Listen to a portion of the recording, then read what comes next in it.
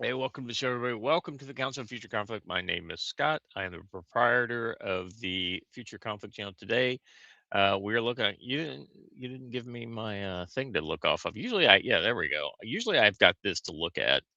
We're looking at episode 707 today. We're talking Iran War One Day 177 and suicidal empathy. And of course, we are talking about suicidal empathy towards Islam within Western countries. It's almost like we want them to do exactly what they're doing to us.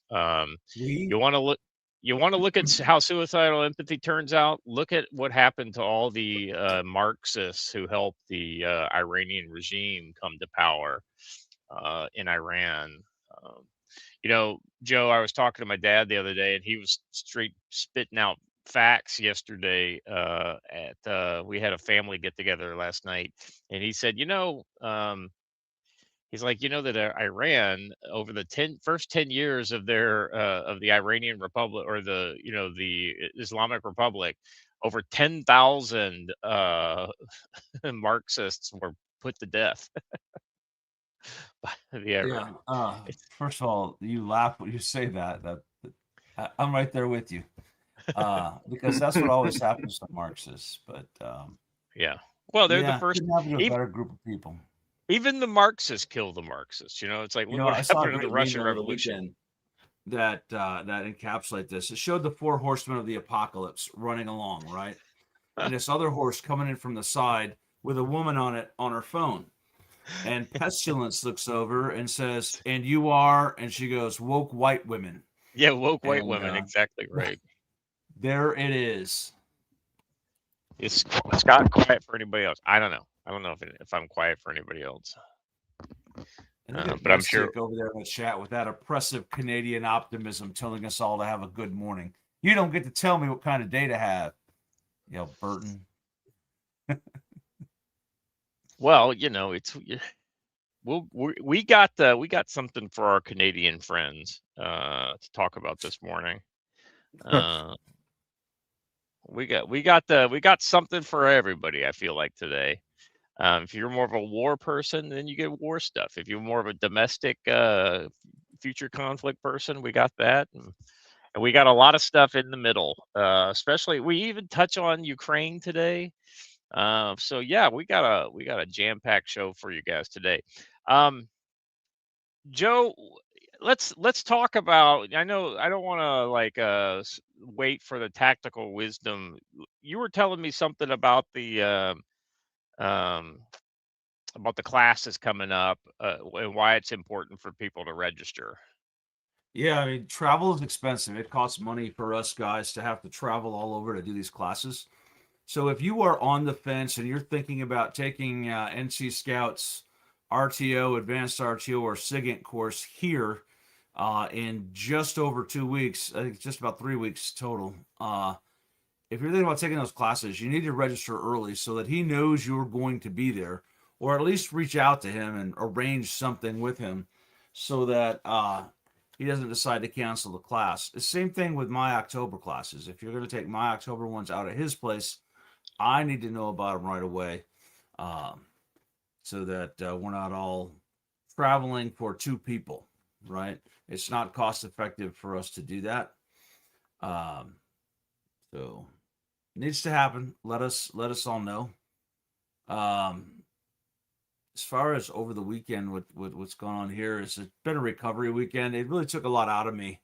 On Friday, I got up and kind of emceed the entire memorial service for Alan, which, Scott, we put on events all the time, so running the event isn't the hard part. It's running it under those circumstances, right? Yeah, yeah, yeah. And I put up all the photos on there, and I had to go through like literally all of Alan's life to devise the PowerPoint, and I wrote the eulogy for the pastor to share, and it took a lot out of me, and it crushed me over the weekend, and I felt bad because there's some nice folks here who wanted to hang out with me last night, and I just could not even go outside. I was just like, I am so tired.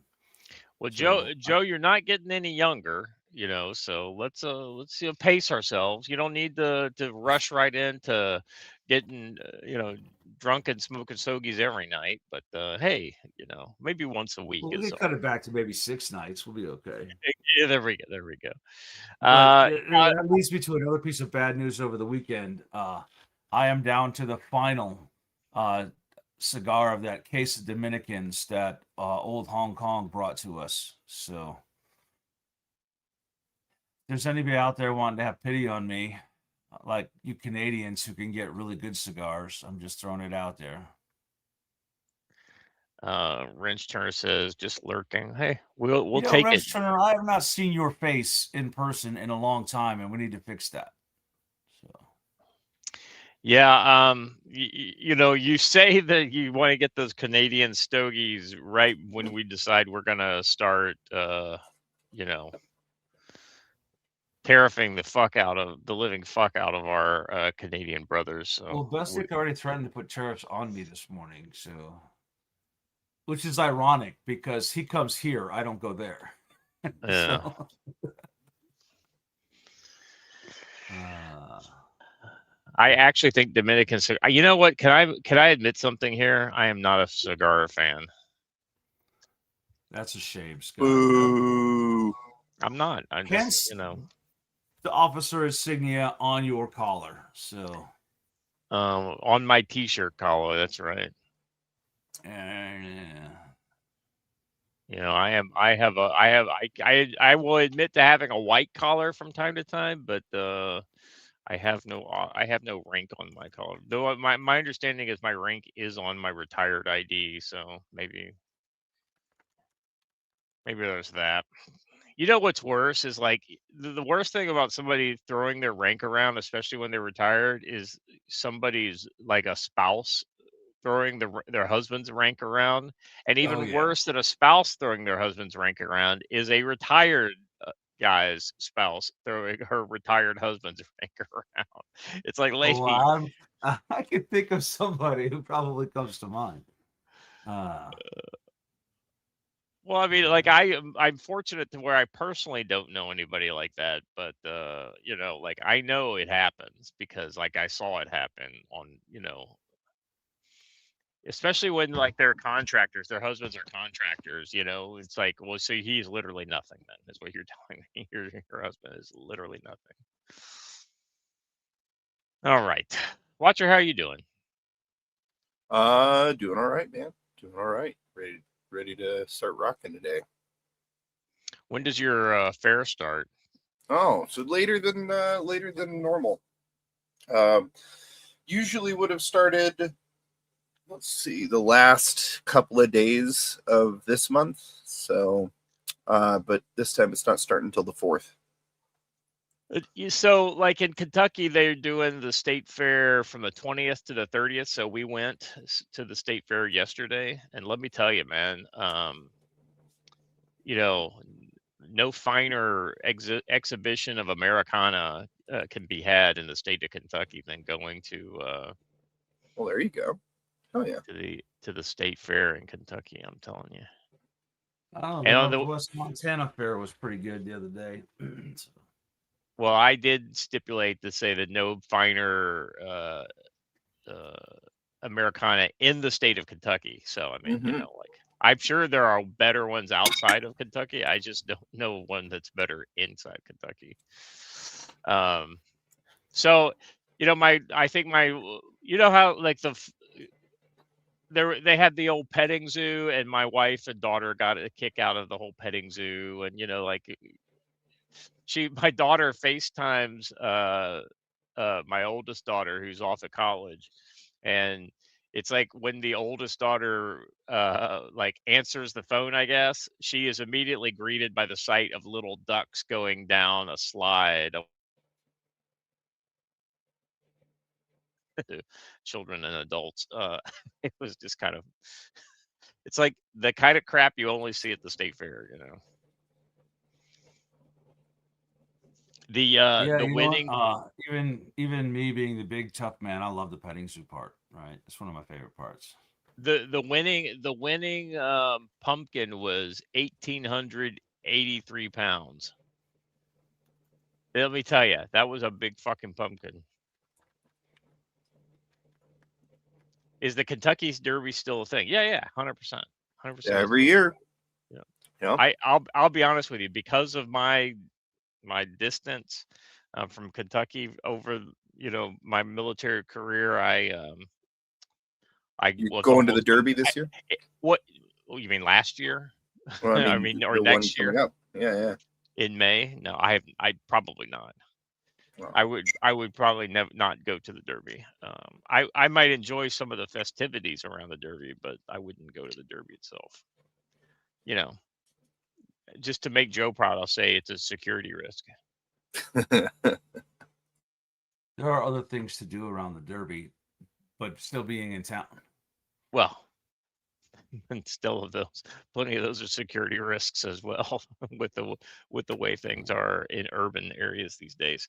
All right, moving on. Nothing. I didn't see anything particularly funny out there, so we could just jump right into our. I mean, this is kind of funny. The bastion of democracy says it would destroy our country to have elections. Zelensky says wartime elections would destroy Ukraine. The purported bastion of democracy. Ever since Russia invaded Ukraine in February 2022, the goal of exercising the Russian-speaking excising the Russian-speaking Donbass region. American and Western European officials have repeatedly said that they and their countries are duty bound to support Ukraine because, as Nancy Pelosi put it, the battle for Ukraine is the battle for democracy itself.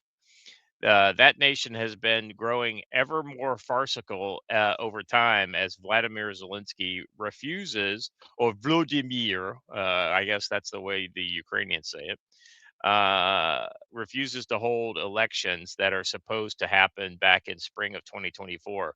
Over the weekend, Zelensky doubled down on his preference for martial law, telling journalists it would destroy the country. Zelensky is now in the 8th year of his 5-year term. The new remarks defending his overstay came after former Defense Minister Fedorov called for elections after controversially firing by Zelensky in July. Democracy cannot be held hostage by Russia, said Fedorov. We are fighting precisely because we want to remain a free European state. In his 9-minute speech, he took a shot at Zelensky's way of governing. It's particularly dangerous when society develops the feeling that the main criterion for appointment is not professionalism, results, or the ability to transform the country, but personal loyalty to the system. Yeah, sounds a lot like a lot of the other dictatorships we've seen in the past, right? A loyalty based mechanic that, rather than a kind of a meritocracy. Zelensky firmly rejects the calls for election in his supposed bastion of democracy. He says, "I believe that if we want to destroy the country, then during such a war, we can move in the selection of elections. I believe that during a war, elections are, in general, are a big risk. Elections right now are a tsunami for the state that will split Ukraine." Now, Joe, the funny thing here is, some of the arguments I've heard is that, well, during a war, you've got all of these refugees who wouldn't be able to vote, and like all these, millions of mobilized soldiers that wouldn't be able to vote. I don't know if any of that is true, but I guess it briefs well for Zelensky's cabal that are in charge. Now, I think that Zelensky is full of crap. The bastion of democracy. The best way to fight democracy is to suspend democracy. Apparently, we hold elections during wars, so Well, I don't understand. I mean, even during World War II, I mean, we weren't under a full martial law. We were definitely in a wartime economy, that's for sure. The And only time we, I would support his argument is in the midst of a civil war, right? yeah, And I don't. They're not technically in a civil war, although it is the Slavic Civil War. I was gonna say, well, technically, you definitely can make that argument. Let's see. Skeptics of Zelensky's reasoning might point to elections held in other war-torn countries. For example, Afghanistan held elections in 2004 and 2009. The Iraq held one in 2005. To be fair, violence affected turnout and legitimacy results were questioned. Meanwhile, the UK is supposed to have an election in 1940, but it put it off all the way until 1945. The Atlantic Council, which is the de facto NATO think tank, has pointed to the UK example in urging Zelensky to refuse elections during the war. Oh, wait a second. NATO is supporting Zelensky in this push. So basically, until you have a full ceasefire, you can just do whatever you want, Zelensky. Knock yourself out. Um, and if let's just say Zelensky were to fall dead tomorrow, does that mean that a cabal of smoke-filled room men would select a new president and they would just move forward that way? Yep. Probably. Uh, yeah. Well, I mean, like let's be honest. Nobody has any illusions that Russia isn't a dictatorship. It is clearly a dictatorship, but at least they're not hiding behind some sort of smoke and mirrors that it's freely, Uh, that being said, evidently, Vladimir Putin's party is showed a resurgence in the polls. Um, the closest thing to democracy you have in Russia is literally the polls, the kind of opinion polls. Uh, because at one point they were down to like 50. It was like 55% of the Russian electorate, but now it's back up to like 86%. Um, you know, Not nearly as good as Kim Jong Un's 99.8% of the North Korean population. He's a very popular guy. I know. That's the reason why Trump's such a fan of him. All right. Anything more on Ukraine? Oh, did you see that they fired a long range cruise missile into the one of the Roscosmos centers where the Russian rockets for that resupply the international space stations are built? I thought that was kind of an interesting target. Rocket centers and wild berries evidently are very, very popular targets of the Ukrainians these days. All right.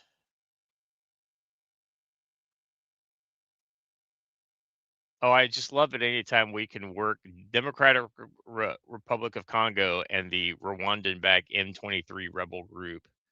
Uh, Now, if you remember, this is one of those conflicts that Trump kind of entered into and was able to basically talk all the sides into, coming back to the table.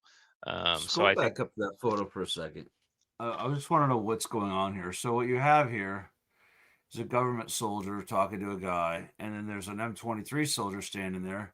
The M23 guy has no sling, and I don't really know what's going on with the slung rifle on the government soldier there. That's pretty wild. It's pretty high up. yeah, but he's got a cool helmet on, and he's wearing Marpat or some sort of Marpat Well, that's that clone. sub-Saharan version of it. Yeah. But you look at Blanco. I was gonna say it's He's got his dong just hanging out there. it's That's it's technically a shark fin grip, but yeah, he's gone. what are you talking about? the His Romanian forward dong. grip. Oh yeah. The what do we call that? That's the AK Looks like an AKMS to me. AK 63 or whatever. I can't remember. But they normally don't those have like folding stocks or something? No, that's not No. So It's that's an the AKMS. Hungarian.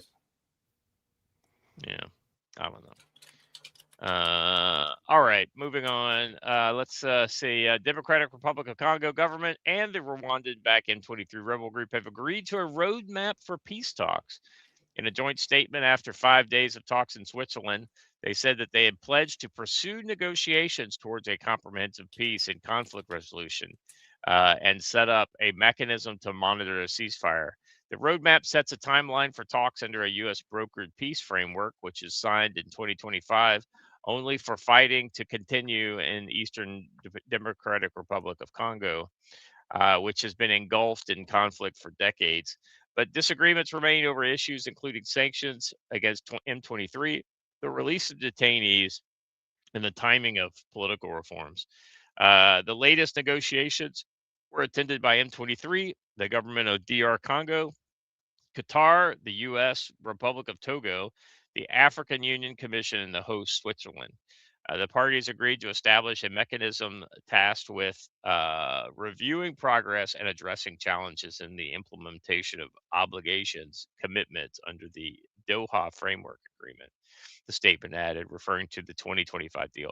I wonder, my question is that I think these things normally kind of work out when the big giant bags of money show up. And so I'm curious what especially in Africa. yeah, well, right. And so that's what I'm just kind of curious what the kind of the long term effect is going to be when it, is it like is it an because in like Congo, this is a what is it, copper rich area. I think it's copper is what they do in that area. Mhm. And so this is definitely something that the United States would love to kind of secure some of its mining rights in Africa. And so I think this is very much about like we're gonna extract copper from here. You guys are gonna stop fighting, and for that stop of fighting, we're gonna give you a percentage of the take, the Well, copper I take. imagine, like all conflicts in Africa, minerals are at the heart of this. Uh, I would bet that the Chinese have a hand in supporting M23 Yeah, for that very purpose, right? The one town they've done most of the battling over has processing facilities there that all sides would like. yeah. And so right, and I think it's kind of ironic how there is all of a sudden well-funded rebels in an area where there is copper or other mineral concessions. Um, all right, here. I think I've read enough about Rwanda and Democratic Republic of Congo and M23 for the day. Let me remind you all, if you have not read or watched Hotel Rwanda, you should. Fantastic film, which will give you some insight, perhaps, into the M23 rebels and their founders. So, Speaking of Rwandan rebels and people who can't find their ass with both hands, uh, Canadian Prime Minister and the WF globalist Mark Carney has been a disaster for Canada since he entered office. By the way, this is definitely an editorial, so just keep that in mind. These are not my opinions, though I may share them. They are those of the author. There were many critics who believed Trudeau's regime could not be toppled in terms of self destructive behavior, but one could easily argue that Carney is far more dangerous and far more devious.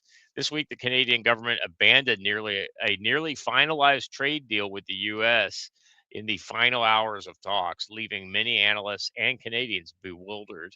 According to U.S. Trade Representative Jameson Greer, and related reports on the negotiation, the U.S. offered significant tariff reductions that would have given Canada preferential treatment relative to other major exporters.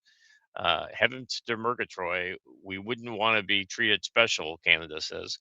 The offer included a reduction of tariffs on steel from 50% to 25%, a reduction on Canadian autos from 25% to 15%, a removal of the 10% tariff on Canadian lumber, and cooperation on numerous other measures, representing the best deal offered in a comparison to any other country which relies heavily on the U.S. markets. Carney abruptly ordered negotiators to walk away, claiming the deal was not good enough, and declared further retaliation against the U.S. So not only did he say the deal is off, he said we're gonna crank up the pain that Canada is going to send to America, and and so that's like a rabbit saying I'm going to attack the pack of wolves that live next door to me, which is probably not the way to get exactly what you want.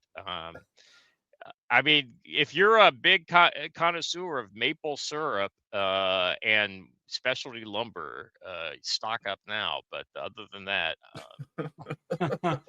nothing of significance was lost. Uh, so we have I think we have a clip here of Mark Carney just doing his best job as Mark Carney. Will be concentrated in sectors such as steel, dairy, appliances, agricultural equipment, pulp and paper, and electronics. We'll also include products that are currently subject to unjustified Section 232 and 338 tariffs. This is a focused response to protect and defend our industries and allow them to compete with U.S. products in the Canadian market. In the coming days, we'll release details of these new tariff measures which will come into force the Tuesday after Labor Day. Let me be clear. We take this step reluctantly. Reluctantly because we recognize that some of these measures will raise costs and reduce choice for Canadians. No. Reluctantly because we recognize that. Because it's not going to raise cost or wreck the lives of any Americans. So, hey, Carney, what was the tariff on American dairy products prior to any of this? Oh, wasn't it like 1,000%? It was 800, I believe, but yeah. Yeah. It's absolutely ridiculous. Yeah, it's Well, and so I'm kind of surprised that we haven't combined this, but this comes just as we just found out that Canada has been acting as a pass-through for sanctioned Chinese goods. China's been doing the thing that most of the time they get third world countries to agree to sign on to this, but we sanction China for using slave labor, and then those companies then go, oh, okay, so we'll just set up a fake supply chain in Canada so that it looks like we're actually based in Canada. And the Canadian government agreed, helped them do so, and collected on the scheme. Motorola Radio being the classic example, right? Motorola Radio is a Chinese company that is based in Malaysia, but it's all Chinese staffed and all Chinese components. So we can say we're not buying Chinese radios. Yeah, they're just assembled in outside of China. All right, so let's get to the guts of this deal. As of the moment, 50% tariffs have been implemented on the majority of Canadian goods. The sudden shift represents economic suicide for Canada, given their deep dependencies on the U.S. And what Carney doesn't tell Canadian citizens is there's no practical alternatives to fill the trade void left. Around 78% of all Canadian exports rely on U.S. consumer markets. These goods and resources make up around 13% of all U.S. imports. Meanwhile, around 15% of U.S. exports go to Canada. In the U.S., exports make up 11% of total GDP. In Canada, they make 33% of GDP. So let me get this straight. Canadian market is 15% of 11% of our economy. Yeah, we're not quaking in our boots there, Mark Carney. The Canadian government just Canadian healthcare itself. Yeah, well, Right. they've signed the entire country of Canada up for a aid. So the entire. I guess what that means is that soon there will be no Canadians, and we will just occupy them by force. Bestiak says, yeah, one part of the deal was the repour of steel coming from China. It's like they want to be fucking sweet, kind of, slinky boy about it. It's like, we're not stupid. We know exactly what you're doing. And we know why you're doing it and who's actually in your ear telling you to do it. Right. And so the whole, like, just to go back to Bestiak's point, it's like us telling you that we wanted the steel to come from North America had nothing to do with it having to come from Canada.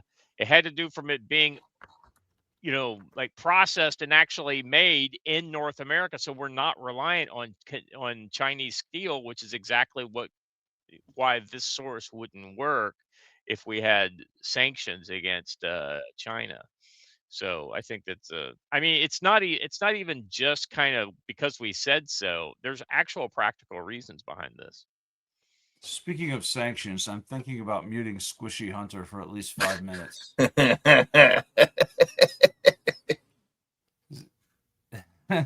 Yes, that's why. By the way, I missed Hunch the Dirty Roofer for $2 going back to the Ukrainian question. He says, wait, so nations that for the majority of their histories were ruled by authoritarian aristocracies are pushing back for an authoritarian regime in Ukraine? Color me shocked. Yeah. Right. Well, I mean, we have learned that Europe is not a huge fan of democracy and liberalism when it comes down to it. Let's just be honest. That's a good point about the steel quality. The problem I have is that like the Chinese bridge building company, which is actually the name of it, builds bridges throughout the U.S. using Chinese steel, and that leads to bridge failures. So, 100%.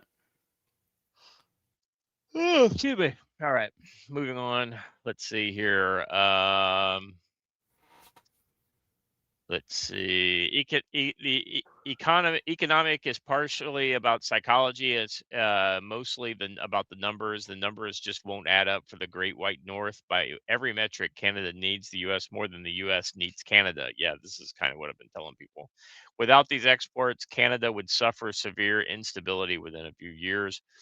The Canadian Central Bank, though, has tried to dismiss the dangers of prolonged trade disruptions with the U.S., and Carney has sought to temper public concerns with posturing bluster.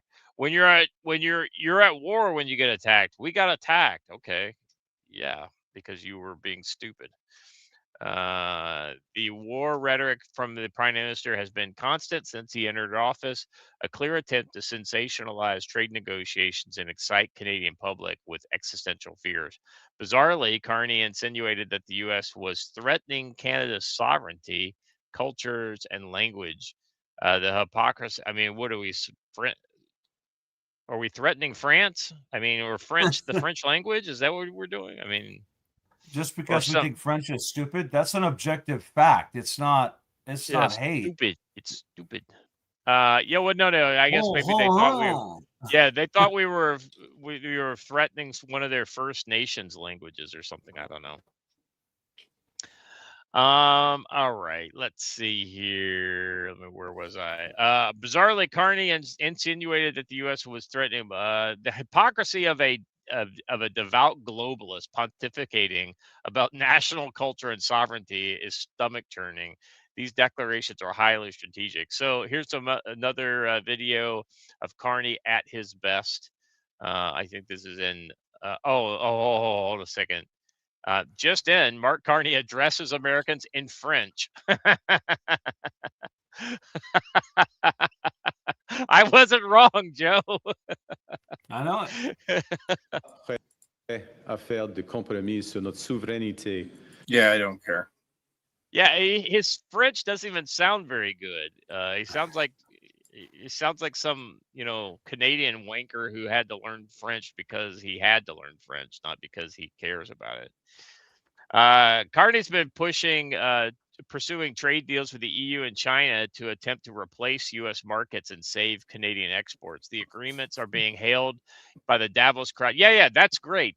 Here's the thing: they're going to basically put a 20 to 30% tariff on all of their goods by doing this because, and here's those markets are far away, and you have to ship all those goods by sea, and that costs a lot of money over the rail and pipeline deals that they have into the U.S. So they need to be careful, or we'll throw a tariff on croissants.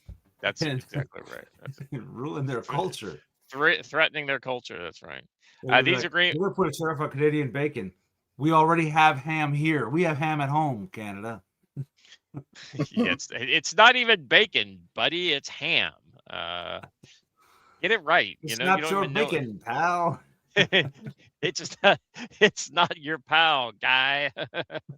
The U.S. makes up over 30% of the total global consumer markets.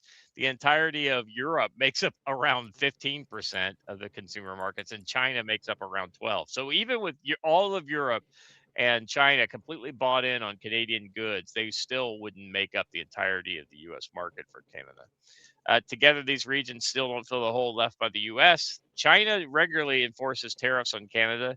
while shipping goods overseas to Europe and or Asia adds price hikes to the Canadian. It's almost like I read this ahead of time. Let's see, meaning they will sell far less overseas. Furthermore, Chinese trade deals tend to come with strings attached. China is seeking economic resources expansion into Canada, which is ruffling feathers amongst Canadian companies and citizens. Beyond that, the CCP often demands influence over government policy within the smaller countries it partners with economically. Yeah. Let's see how Canadians like it when the CCP starts, kind of. So let's see what he says about China. Let's see, limiting trade with China because of forced labor policies. To this government. Follow up. What do you think their goal was there? What were they trying to do? And if I could just, as a second part, what were they asking on culture? You can ask the first, not double follow up. Since you asked, could you ask? I'm going to say no. You can't ask 3 questions. Heaven forbid I answer your question. Look, sorry, now I've forgotten the first part of your question. What was it in trying to get us gain more control over our trade policy? Oh, why are they trying to do it? It's a power play. It's a power play, and becomes a question of sovereignty. Look, let's take a big step back, and this is what is unfortunate about the situation we're in. We're here for the right reason, but it's unfortunate. Canada, America, and our G7 partners, we think about a lot of issues the same way. We're concerned about excess capacity in non-market economies. We care deeply about forced labor, child labor. We want it, and I'll take that second example where absolutely, do we want to cooperate? Do we want to share information? We want to align our approaches and our implementation of those approaches, and was that potentially part of this deal? Absolutely. There's a host of other things where absolutely we want to work together, but when it moves into restrictions and using Canada effectively as more leverage for America, clearly Canadians wouldn't accept that. He didn't say anything. We're proud, independent country. I've heard. We've got I've the heard right enough values. here. We'll make our. This. I mean, he literally can't say anything declarative at all. He's literally just talking in circles, and he's not making a statement about anything. All right, I've had enough of fucking Canada and Mark Carney. Well, yeah. Besides, why even? There is no point in talking about, caring about, or dealing with Canada. You have to just go right to their masters, right? Speaking of which, speaking of their masters, is China who's their masters, trading the Chinese or the Indians? well, Well, good question these days, yeah. well, I guess they're trying to figure that out in China through robot competition. Chinese robot breaks Usain Bolt's 100-meter world record. I love how they stop the robots. Watch this. Just run into the padded wall. And they keep going. He slides into home. Yeah, this one was standing pretty high jump. nuts. Yeah, that's pretty nuts. It broke the human standing high jump record by 0.3 meters, I think. Let's see. The boxing, that guy. Yeah. Well, here's the thing, man. I'm saying 5-6 years here, real steel sort of robot combat's going to be a real thing. That should be fun. Well, I'll be honest with you. The ping pong one was the most impressive to me. I like this one right here. This guy is just the fact that this is not AI. I think is hilarious. This is actual reality. There, let's carry him off on a stretcher. I guess that makes sense. The Chinese are just kind of like, do I care? They talk about all hips. Well, he could actually turn. Huh. Oh, And stop. and stop. That's the most impressive part of that right there. I'm surprised they didn't have robots playing the drums there at the. But yeah, they were doing these robot games over the weekend in China. So this is where we discuss the merits of 338 Lapua versus 7mm Remington Magnum. Right. I'm honestly curious to see if we end up with something like an explosive tipped round for this. But Well, and just like in human beings, those hips are the key to the mobility. Smash that joint, that thing isn't going anywhere. Well, true. I wonder if you start seeing like and with aviation drones, you're already starting to see this, but some sort of like an EMP, like short range EMP weapon, that like think, Joe, if you had like a 40 millimeter grenade that was basically an EMP grenade with Oh, like a 10 meter like radius, that where it would just pretty much zap anything electronic within that. I know the Marine Corps is fielding some sort of a pulse EMP Yeah. like Well, there's radius deal. So Well, there is some drone. It looks and it's like a recoverable drone that flies around close to other flying drones and emits.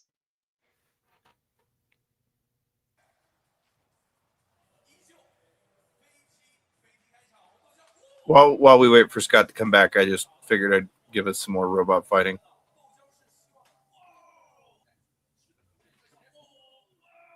I don't understand why robots are doing jump spinning kicks. There's no benefit to a robot doing one. Oh, I think I've seen this one. This is actually pretty impressive. He took himself out, but he recovered quick. Yeah. Well, Joe, I think the thing that's impressive about these is not how much damage they're doing to each other, but the amount of force that they would actually have if they punched a human.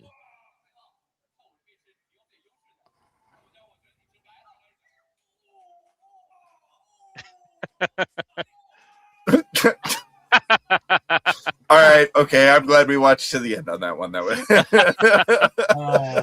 He just has a tantrum that he can't get back up, and he just starts to disassemble himself. Battery. Always the solution. Wherever the energy is most in, where do you hit a tank to take it out? If it's available, the gas tank, right? Or power plant, yeah, Or the Mobility power kills plant, just or as good. yeah. Hunch a Dirty Roofer for $2 says non-man-made ground. How well does it move in natural environments? Yeah, I mean, not yeah. So this was man-made. This is a controlled environment. And that was one of the kind of some of the initial work that was done in these uh Access. Yeah. these two-legged robots were the DARPA trials, where they were trying to develop like a search and rescue robot, essentially, that could go into the ground that wouldn't be safe to send people. So I know there are robots that are pretty good at getting around in you know a more I saw Battlestar challenging environment. Galactica. This is a terrible idea. Yeah, well, here's the thing, right? I am not worried about the AI portion of this.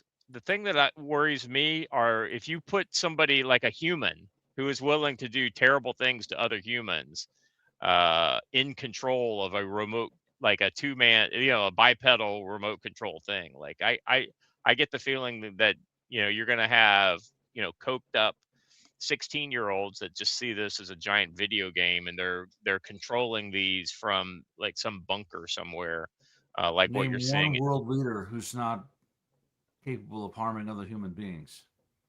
That's right. That's what I'm saying. It's um you were seeing it happen in Russia and Ukraine all the time now. I mean, and Joe, one of the things that I've noticed about this remote control war that's going on, specifically, you see it, Ukrainians on Russians, is a total lack of respect for surrendering. Like I know there was another video showed up over the weekend. The Ukrainian side was really upset that this Russian guy was shooting surrendered Ukrainians. Well, I was like, well, what do you guys do with these remote control drones that when you literally have a guy put his hands up and you just zoom in and blow him up. You've basically shown that they can't surrender. So what's going to happen? That's the kind of battlefield you get when nobody can surrender. Well, we've removed honor from the battlefield, right?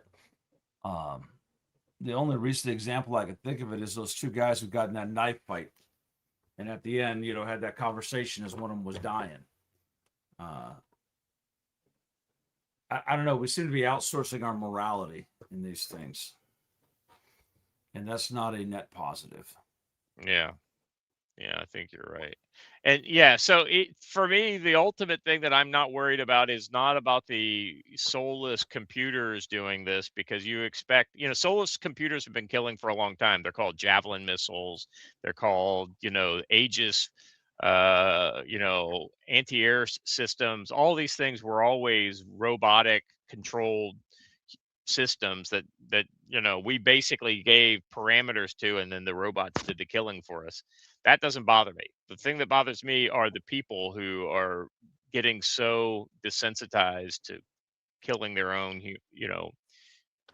fellow humans, and this is exactly what these cults like Islam do to people. So we will have to we will talk more about that later in the show. All right. Let me pull up the next one here. Turkey getting closer, it looks like, to getting more involved in Syria.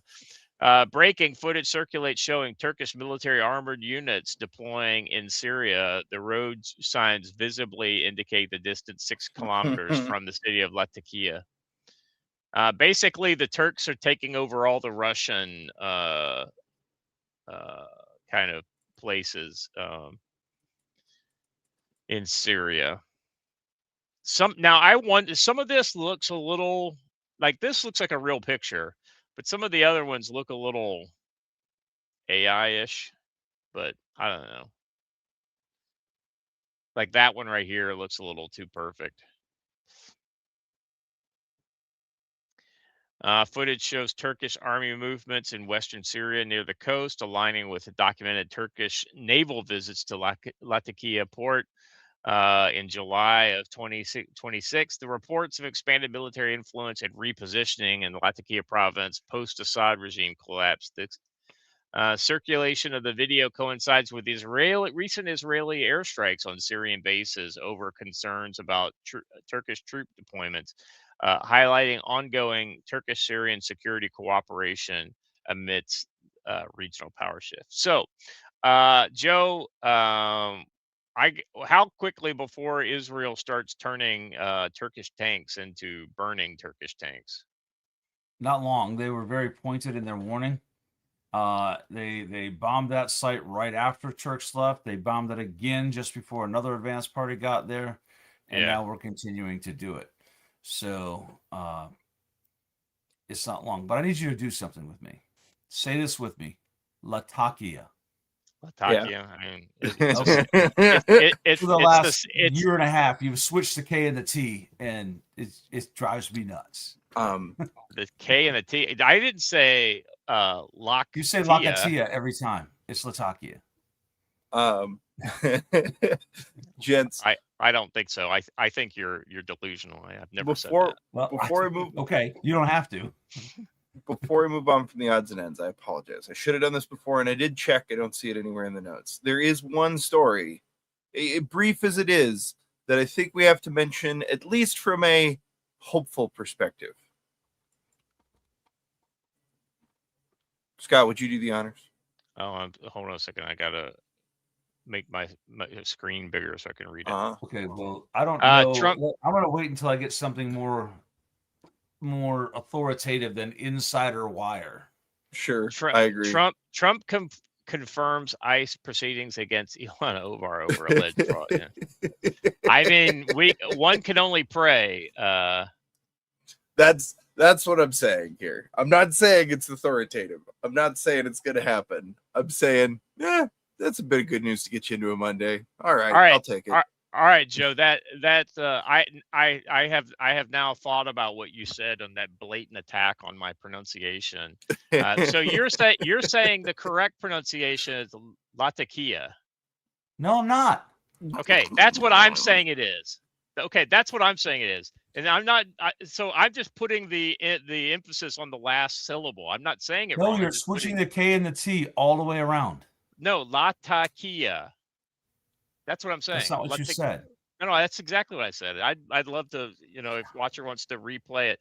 But you're saying it's Latakia, and I'm not saying that it's not that. I'm just saying I just I'm wanted to saying get the this. letters in the right order. You said Lakatia earlier today. I'm sorry, but you did. I And you didn't say say it all the time. Lakatia. I didn't say Lakatia. I said Latakia. No, you didn't. Yeah, okay, you're right, Scott. You're 100% right, brother. Or I know You are 100% right. Latakia is what I'm saying, but a Latakia, not Latakia. Okay. Okay, I'm wrong. You're right. Move on. I'm just not doing what you're saying. I'm not saying I'm doing it right. I'm just saying I'm not doing what you're saying I'm doing.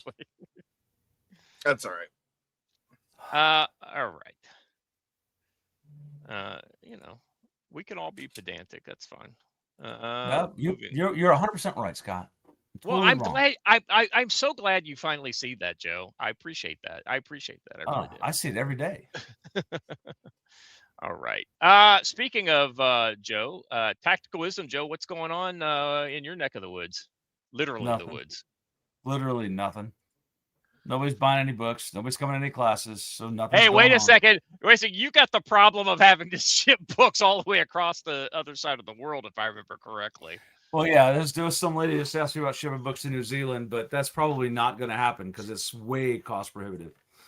But this weekend we do have a women's pistol class that's got quite a few attendees in it.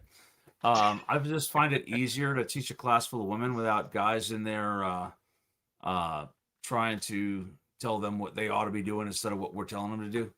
So we've got that one, and the next day we have personal protection in the home and NRA home defense class, which actually got some pretty good tactics in it. So for $250 this weekend, you can get pretty darn good pistol training in 2 days worth, which is actually kind of a steal because 2 days of pistol training with me or Matt or Kay is going to cost you at least $400. Yeah. So you're getting a bonus there. Then after that, my next classes will be all the way out in North Carolina. But in between that, we have to talk about it again. I know we talked about it at the beginning. NC Scout will be here the 18th through the 27th doing his radio course, his advanced radio course, and his SIGINT course. If you want to be in those classes, you need to get registered right away. After that, we go back down to Matt's place, and we're doing the Scout course through the 11th, the 9th through the 11th. The afternoon of the 11th, I'm going to do knife combatives right there in the backyard, in and amongst the tents. We're going to have some knife fighting going on. Then we're going to do the recce course the 12th through the 14th.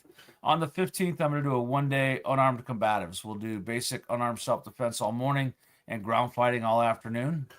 Then I'm going to roll into community security ops for the weekend. So a lot of great training coming up over the next 2 months with Matt and I. So sign up and get on there. Yeah, and make sure even if you can't afford it until the last minute, let them know that that's the case and that you are like 100% attending. You just can't afford it until say payday or something like that. Just make sure they know that your money is inbound. And Mutant Bam, well, go ahead, Joe. I was just going to say that we also accept alternate forms of payment, and I'll just leave it at that. Yeah, So. yeah. Barter is an option, but you have to let them know the barter that you have something to barter with. Mutant Bamhammer says, "Why are stream days fun?" You know that me and Joe are good friends when the only thing we really have to fight over are the pronunciation of places that nobody really cares about. So, the one we do agree on is Indianapolis, Ukraine. Well, Joe, there's always the famous Djibouti, of course. That's well, yeah, there is. There is that. Buy books. For the record, Squishy Hunter, Djibouti is nowhere near the Strait of Hormuz. Just so you know. That's true. It is near the Bob El Mondab Strait, but different. Yeah. I Bob El live for Mondo. I think we say that one the same, actually. Shock of all shocks. Hey, how about that one? Well, that one's pretty easy, right? I mean, you can. I mean, it's not like I had to literally practice for days prior to saying Zaporizhia for the first time to get that one right. Zaporizhia. Yeah. All right. I've got pretty good on a lot of those Ukrainian names because I was saying them so much that I was like, I would be like, how do I freaking say this? Right. But all right. Let's see. Let me get to the brush beater ad here. All right, here we go. As the Iran war grinds on, we watch the self-destructive, suicidal empathy towards radical elements in the West, or Islam, as we like to call it, weaken the social cohesion. The warning signs are impossible to ignore. When trust erodes and the next crisis hits, the ability to communicate without relying on fragile infrastructure becomes essential. Don't buy it. Don't count on that cell phone in your pocket, ladies and gentlemen.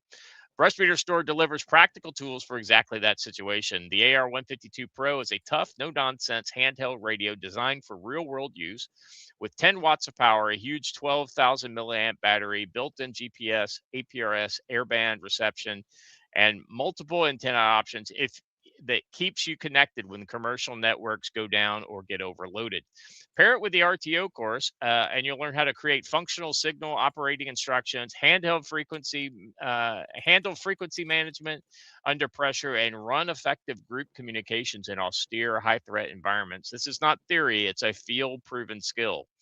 Get the AR-152 Pro here at brushreader.store/product/AR-152 Pro and sign up for the RTO course at brushreader.store/collection/training. Use code CFC10 for 5% off all radios, accessories, and courses. Orders over $150 ship for free. Big thanks to Matt for continuing to equip the people who take these threats seriously. Go to brushbeater.store, enter code CFC10, and put real capacity into your hands. Now, back to the show. I rewrote that whole middle part. I was tired of basically copy and pasting the same middle part over and over again, so I want to say it a little differently. All right, let's talk about the Iranian war and why it is. So here's the thing. As skeptical as we are of some of the things that the Trump administration has done in recent weeks and months, with ceasefires and talks and continuing to bomb, and are we at war, or are we taking a break, or what are we doing here? I have to give it to them. It's looking like things are absolutely on a trend up, based on where we were a couple weeks ago. I probably For wouldn't have used straight traffic explodes 400%, given the current environment. yeah, Hey, we only lost. I think that's part of being a good headline writer. It's like the double entendre. What are you talking about? A bunch of ships blew up yesterday. Yeah, I know. We said it. Traffic explodes. All right. So nearly 200 ships, so about 192 ships, navigated the Strait of Hormuz last week, up from 150 the previous week. And then before that, it was like only 40 ships in a given week. Trump views the Hormuz as American territory. We'll see about that. Hormuz commercial traffic surges. Let's see. A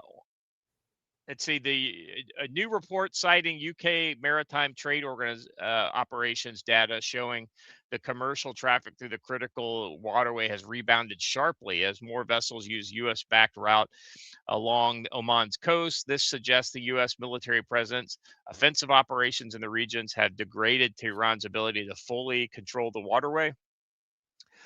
Nearly 200 ships have navigated the strait last week, up from 150 the previous week and just 40 2 weeks earlier, according to UK MTO. Traffic has recovered to roughly 20% of pre-war levels when the waterway carried about 1/5 of the world's seaborne oil.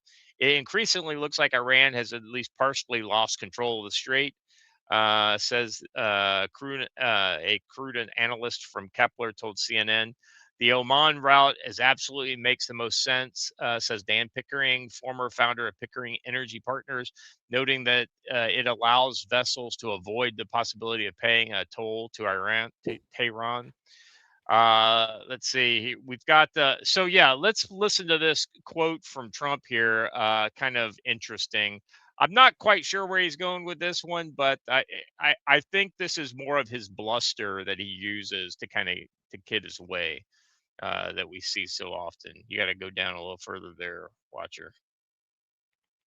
There we go. And There we you could go. not let them have a nuclear weapon. We cannot let Iran have a nuclear weapon, or you'll see some very bad things. So we went down and we stopped them. They'll never have a nuclear weapon. They want to make a deal so badly. We don't even know if we want, because I view the Strait of Hormuz as an American territory right now. It's an American territory. But Biden. So yeah, I think this is bluster, but it's just one of those kind of things with him. You never have any fucking idea, really. Yeah, but as a president of the United States, you can't make a declarative statement like that. You know, Well, you I shouldn't. I get it. agree You with you. guys talk off the cuff and say outlandish things, but Yeah, the your words mean Omanis might yeah, have something to say about that as well. I get the feeling that the exactly. Omanis have been kind of told what time it is, and they are shutting up and coloring. They're probably also making a ton of money off of the boats going through their passage as well. All right, so let's revisit a mid-March note from ex Uno Plures Zoltan Pozar, who explained at the time that Trump was methodically building a portfolio of assets to pressure China, centered around strategic energy supply nodes, maritime choke points, and that have historically been supporting Beijing's access to cheap crude imports. His note highlighted the Panama Canal, Venezuelan oil flows, the broader significance of Iran and the Strait of Hormuz. So this is something that we kind of talked about. Is we were linking the Iranian operation to what had just happened in Venezuela, and also the pressure that they brought late last year and early this year in Panama. I mean, clearly that's there's somebody is thinking about these types of consideration in both the Pentagon and the State Department. So I wouldn't be surprised if if it's all kind of connected. Let's see. Axios reports 40 tankers transited Hormuz Friday night, but real crisis is diesel, and this is something we've talked about on this show. Axios political reporter and Middle East correspondent Barak Ravid reported on Saturday that 40 tankers transited the Straits of Hormuz on Friday night, citing three unnamed U.S. officials. That sounds about right. Around 16 million barrels of oil moved out of the strait through the southern channel on Friday night. The latest Bloomberg vessel tracking data shows that 13 ships transited the critical waterway on Saturday. Joe, what were you were saying? That's the only going The off only a ships that vehicle were traveling with their AIS on. on, right? The Yeah. vast majority of ships transiting that do not have their AIS on, because AIS acts as a tracking beacon that a rocket can home in on and find you. Um, let's see. Traffic remains well below the levels recorded during the brief memorandum of understanding period from June 15th to mid July. On Friday, President Trump called the Hormuz choke point American territory. Let's see. Trump joked about bombing Iran during the speech. It's a Friday night. We'll have plenty of time. And what the hell do I have to do? Go back and bomb Iran a little more. Axio reported Wednesday that U.S. military had established a shipping corridor in the critical waterway, which carries millions of barrels of oil each day. No word from Ravid on whether the 40 tanker sailed through the new shipping corridor. Even with these transits, the emerging energy crisis is not centered on crude availability, as the SPRs around the world have been tapped to offset lost production in the Gulf region. Instead, the real crisis is materializing the refined products market. Let's see here. The focus emerged at the start of the week when Bloomberg's front month U.S. diesel crack spread topped $100 a barrel, as we warned the industrial economy either grinds to a halt or consumers about to be hit with the biggest energy pass through in history. Yeah, look at this. This yeah, this is the diesel going from like $40 a barrel in February all the way up to $100 a barrel. Yeah, just go I down a want to little point out further. that literally everything you buy in the grocery store is delivered by diesel, including the gasoline you put in your car. Yeah, yeah, it's exactly I right. want to prove a point on the AIS data. I'm going to share my screen. Can we put it up for just a second? Share screen. Hold on. All right, you guys got that up on the screen? Okay, Yep. so when we look at this, I want to point out a particular vessel. A lot of these are showing where the vessels are going, right? And how it's received. The one that says received via satellite means it's not actually transmitting. It sends it up once in a while. But note this ship right here. What does it say under the destination for motor carrier Thalia? Chinese owner and Chinese crew. That's them telling the Iranians, please don't shoot us. And this one right here is a warning to pirates, armed security on board. So all crew Chinese. So a lot of places, not only, and that one says armed guards on board. So the point I'm making is that not only are they spoofing their data and not reporting their position until they're passed there by satellite, or they're putting in there things like we have armed guards on board, the crew is all Chinese, in an attempt to try and prevent the Iranians from striking them. I just wanted to show that. Yeah, I mean, yeah, and by the way, this is that same area where we had the increase in pirate activity. Yeah, that's right by Djibouti. That's Yeah. where I'm showing that. My screen defaults to what's going on around Djibouti. I don't know why. Yeah, for some strange reason. Right. All right, let me go back. All right. So anyway, yeah, the diesel is the number to watch, and that's the one that'll have direct impacts to all of us. And specifically food costs. It will get passed along. Um, it can be absorbed for a while, but but it can't be absorbed forever. All right.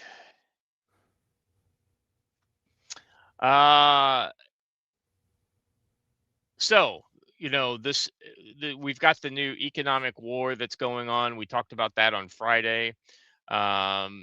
Secretary Besant is called for economic D-Day. He's got a speech today about this. Now that being said, the Iranians are responding. If the economic war continues, not a single drop of oil will be exported, neither through the Strait of Hormuz nor from anywhere in the Persian Gulf.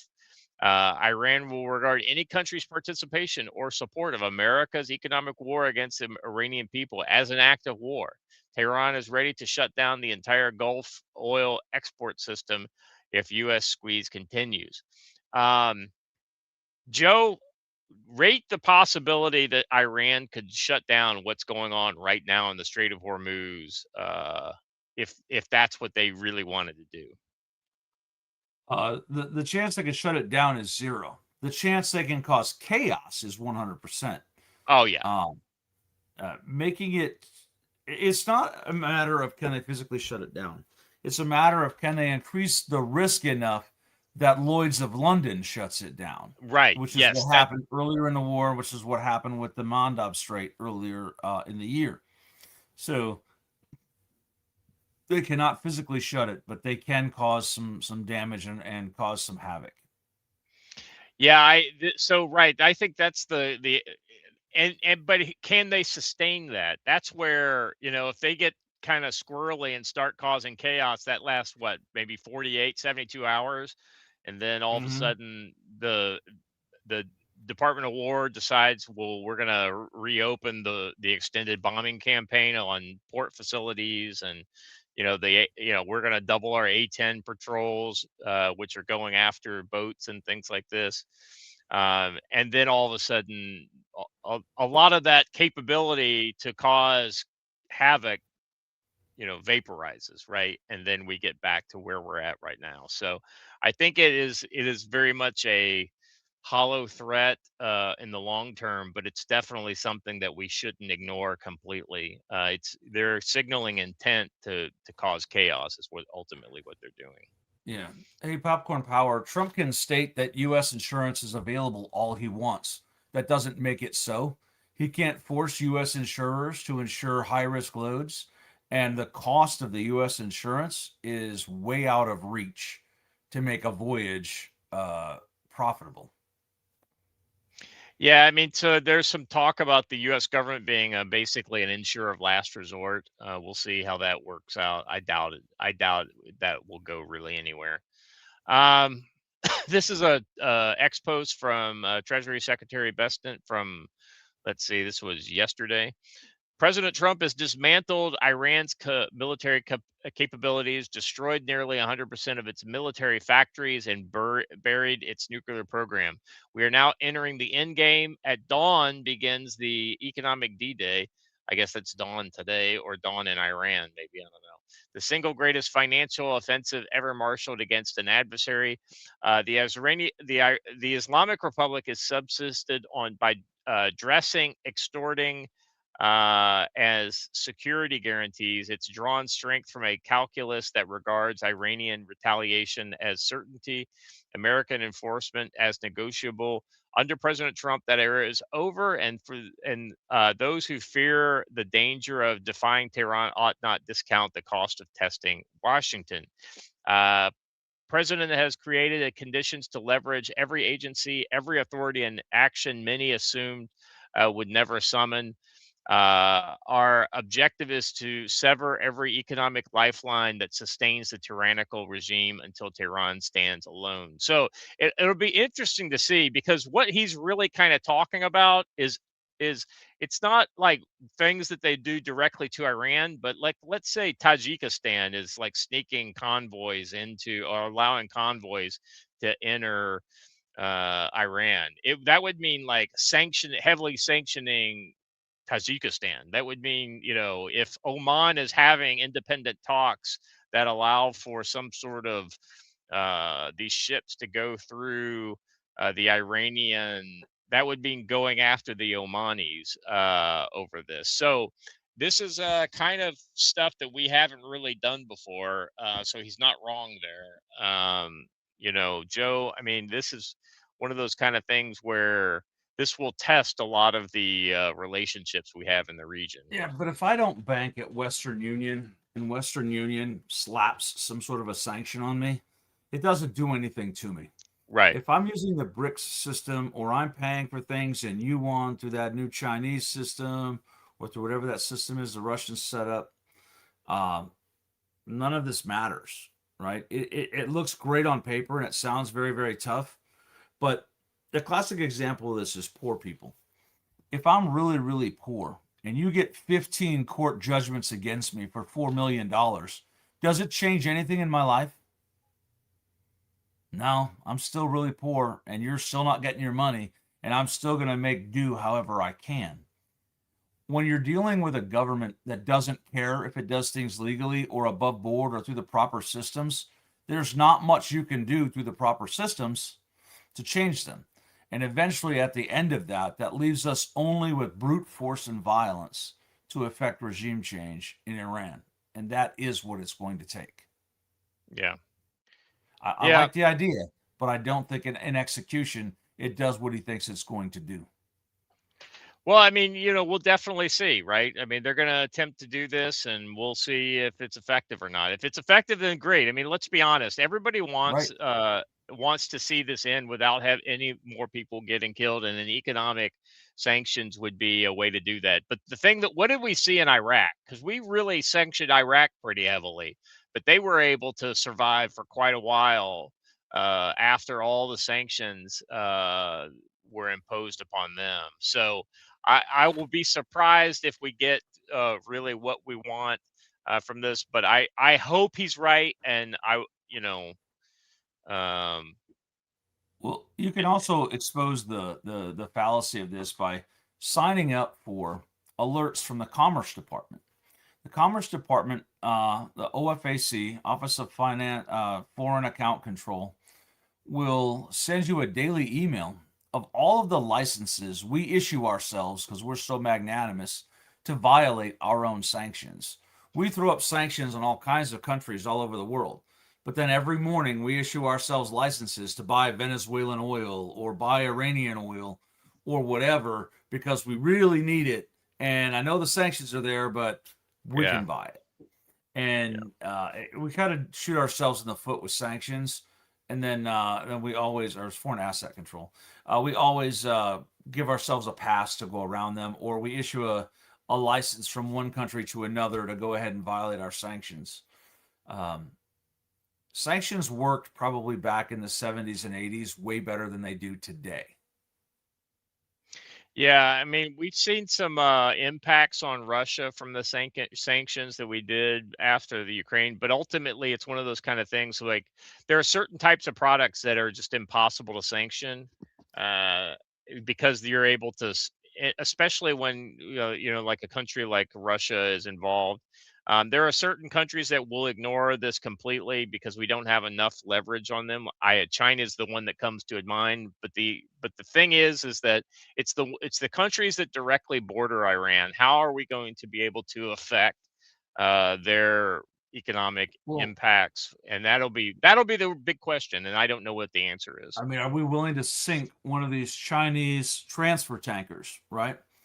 Right. So the way they've been around the sanctions is the whole way in and out. I know Scott knows this and Watcher knows this, but for those in the chat is China will meet an Iranian tanker in the open ocean outside of the sea lanes, pump the Iranian tanker dry, then transfer it over to a Chinese hull, and then sell it as Chinese oil.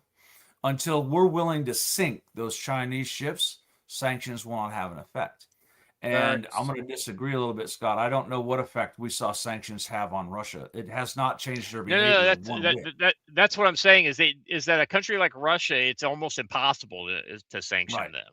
Yeah. Yeah. That's what I'm saying. Yeah. And there are certain types of products that are more effective than others. So for instance, can we stop them from getting American products? Yeah, we can do that. That's actually pretty easy to do. What we can't do is we can't get them to stop exporting oil from their own country. Because Right. they have the borders with China and India, and India and China want their oil, right? And they'll just mix their oil with somebody else's oil and sell it on the open market. And oil is so valuable that other countries are willing to risk the wrath of the United States to buy it. So, Uh, and the Iran war is lowering the threat of the wrath of the United States, right? yeah. Because they're like, Iran has survived the onslaught of the U.S. We can too. Hunch makes a good point. Sanctions on Russia have killed the EU. That's true. They're the true end consumer of Russian products. Well, but that was the kind of but the sad thing is they did it Um, to themselves. Yeah. Yeah. Gents, I'm going to introduce a brief intermission. This has absolutely nothing to do with anything, but it just came across my timeline. Behold, belt-fed mortar. What? Well, this is not. This is nothing new. Guys have done this for a Yeah. long time, but yeah. Yeah, this is just indirect fire on Mark 19. You never seen this before? No. They actually have a tripod set up that A allows specific mount. Yeah. Okay. for quadrant shooting. Now, what's crazy that the Australians and some of the other European countries do that we don't do in the U.S. is indirect fire machine gun fire. Oh, Yeah, volley 7.62. fire? Yeah, Ah. yeah, Plunging fire. 7.62. Yeah, plunging fire, right? 7.62 machine guns using plunging fire. It's pretty cool. Now Russia has the that semi-automatic mortar that does very similar, right? A 5-round Vasilek. It's pretty sweet, but it is only 5 rounds, and that magazine is very heavy. Yeah. All right. Let me. But this is probably a good thing to just cap that before we move on, which was, well, the sanctions on Russia did do something. We literally just said that. Oh yeah. Okay, cool. You were busy being awed by the power of the Mark. I was. Well, no, I was trying to figure out who the uniforms were, but I didn't bring that up so we didn't get lost. Look like U.S. Marines to me. That's what I thought too, but I was like, there's some gear there I don't recognize. All right, moving on. Let's see. So this is Iran's foreign minister spokesperson, Ismail Bagheri. I like how they had to outline Iran on the map there. Yeah. Seem to have laid claim to some parts of the Black Sea or of the Caspian Sea that they don't own. Yeah, so that this is our sea. So several aerial refueling aircraft have left Bulgarian territory. No country has any reason to be concerned about Iran unless it makes its facilities available to parties carrying out unlawful acts of aggression. By the way, Joe, did you hear over the weekend that Iranian hackers shut down a UK power plant? Did you hear about this? Yeah, I did. I talked about it in my article I wrote last night. So. Yeah. So what's interesting? So I didn't hear about it. Yeah, just a power plant. I don't know exactly what type or whatever, and I don't know that it really matters. But they have less power today than they had yesterday. Probably an LNG site, I would imagine. Let's see. Under international law, targeting the point of origin and source of any act of aggression on Iran's regime is this legitimate right? Wait a second here, Joe. This legitimizes many of the things that that we were worried about. Like our support to Ukraine. So take note, NATO. Iran is basically playing off the same book that we've been saying for a while, and there will be no leniency when it comes to defending the country's sovereignty and territorial integrity. So, what does this mean? This means they're basically saying that they could potentially attack Bulgaria. The likelihood of that is exactly zero. And why do you think, Joe, that would be a very low likelihood to, like, say, shoot ballistic missiles at Bulgaria, which they probably can reach, by the way? I missed the first part of that question. So why do you think it would be unlikely that they would do this? That Iran because they're smarter than that. They don't want to trigger an article 5. Article 5. Yeah. Yeah, this is classic saber rattling, but they do make a point against Ukraine, right? So yeah, they'll be more than happy to attack countries that either A, they're not worried about responding back, or B, don't have some sort of mutual defense treaty with some other country. But when it comes to NATO, NATO, has a pretty good track record of actually fighting when oh, wait a second, it's only happened once. But anyway, the Article 5 has only been invoked once. So yeah, I just thought this was interesting that Iran's got enough problems. I don't know why it wants to try to drag Europe, which is dragging its feet on supporting America, into this fight. Well, once again, we're trying to assign logical thinking to people who do not think logically, and that you cannot trust as well. To remember that. All right. Let's see. Moving on.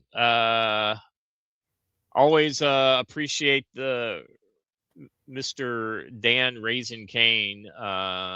His commentary. I guess I should say general, but whatever. He was a Mr. before he came back to support the administration. Let's see. He looks like he's Raisin Kane. Well, I guess that was his, Air Force call sign or whatever. Who, maybe he was quite the cane raiser in his day. Uh, let's play the video with actual audio. Iran's ability to project power. Without audio? No, with actual audio. I thought Oh, you were okay. just playing Drawing. it. No. Yeah, sorry. Iran's ability to project power outside of its borders. The A-10 Warthog is now in the fight across the southern flank and is hunting and killing fast attack watercraft in the Straits of Hormuz. In addition, AH-64 Apaches have joined the fight on the southern flank, and they continue to work on the southern side. And that includes some of our allies who are using Apaches to handle one-way attack drones. In Iraq, AH-64s have been striking against Iranian-aligned militia groups to make sure that we By the way, suppress any threat. push pause. I just want to this is an older statement, but I anytime was that going to I say, can this remind, is not new. Yeah. I know. I just wanted to remind I was suckered in by the A10 graphic, so anytime I have an opportunity to promote the A10, I just, I feel like I have to do it. It's That being said, anyway, like I said, it's older, but it's just, it's just kind of good to think about. All right, moving on. Let's see here.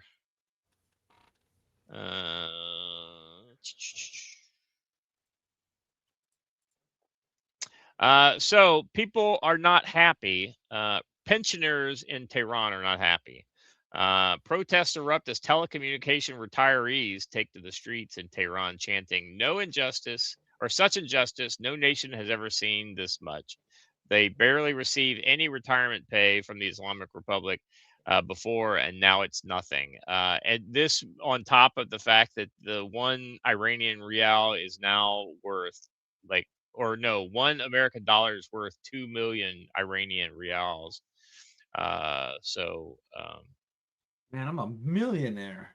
I'm a Iranian millionaire. That's right. Actually, Joe, we may be Iranian billionaires. That's cool. All right. So now, just to kind of turn our attention to the Iranians' little Yemeni brothers, that fight continues. Houthis continue to get pummeled with their trenches. Oh, you're going to continue to share this one, Fletcher. Sorry. Watcher's like, I was doing something else. No, I just forgot to press the button to share the next one. Oh, that's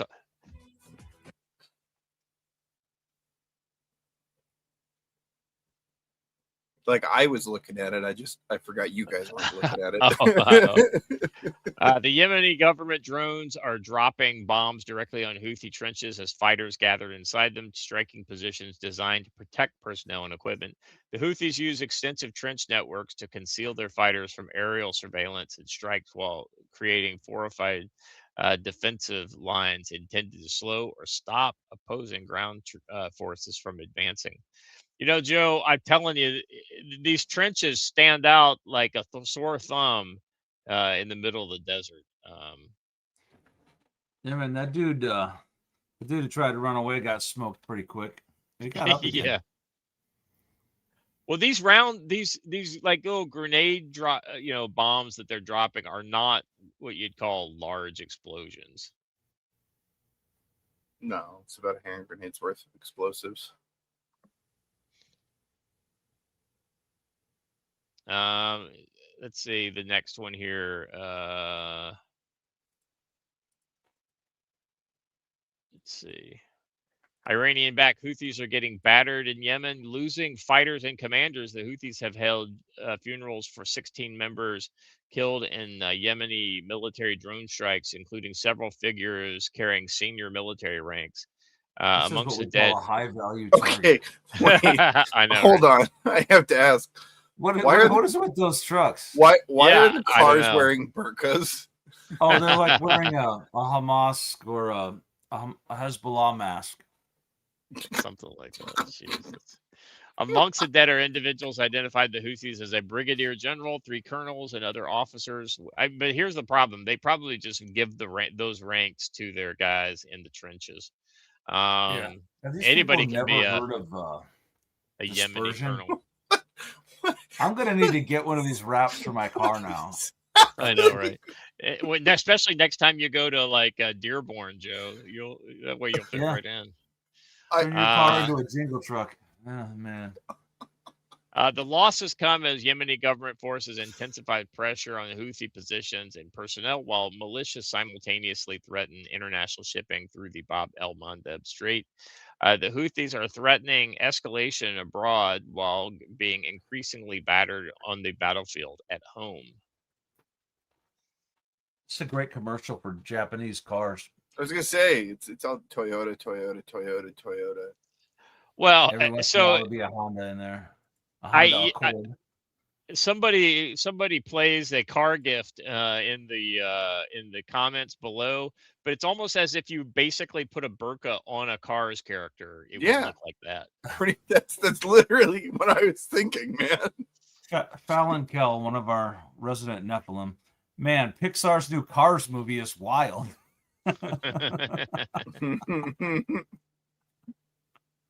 Nice.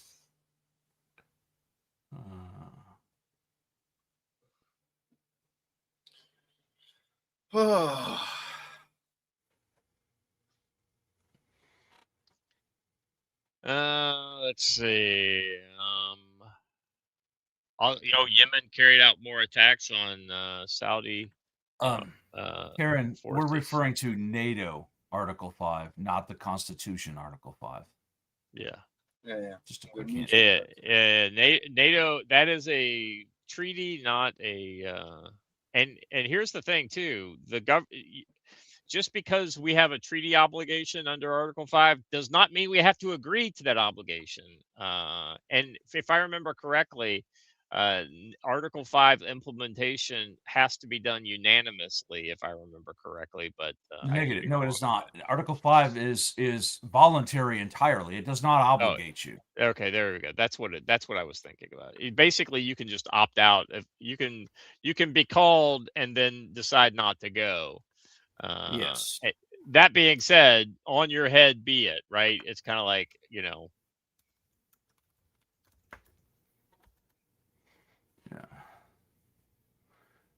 Cars 4, Mater and the G-Watt. This movie writes itself.